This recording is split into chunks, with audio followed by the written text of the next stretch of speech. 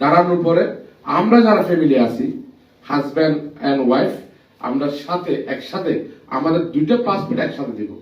তাহলে সুবিধা হবে কি, আমাদের যাত্রাপথে আপনার সিট এবং আপনার ওয়াইফের সিটটা একসাথে হবে। বাঁশখালী উপজেলার সদরস্থ বাঁশখালী হজ কাফেলা অ্যান্ড ট্রাভেলস এজেন্সির উদ্যোগে পবিত্র উমরা হজ প্রশিক্ষণ কর্মশালা অনুষ্ঠিত হয়েছে।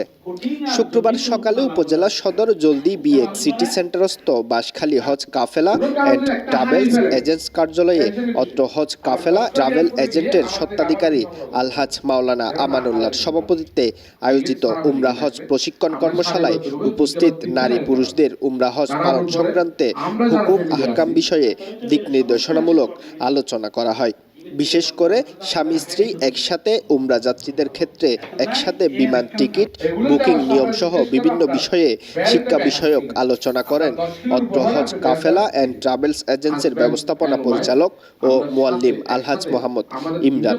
কর্মশালায় বক্তব্য রাখেন আজাদাবাদ মাদ্রাসার পরিচালক মাওলানা মোহাম্মদ আবুল কালাম আজাদ, বাঁশখালী থানা জামে মসজিদের খতিব মাওলানা আবু বক্কর আশরাফি, মোহাম্মদ উসমান গনি ইমতিয়াজ।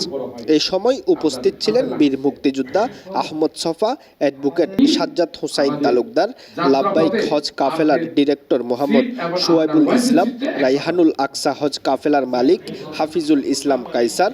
প্রশিক্ষণ কর্মশালায় অংশগ্রহণকারী 54 জন নারী পুরুষ আগামী 16 ডিসেম্বর অত্র হজ কাফেলার ব্যবস্থাপনা পরিচালক ও মুয়াল্লিম আলহাজ মোহাম্মদ ইমরানের তত্ত্বাবধানে পবিত্র উমরাহ পালনের উদ্দেশ্যে রওনা করবেন। নিউজ ডেস্ক, দৈনিক আজাদী।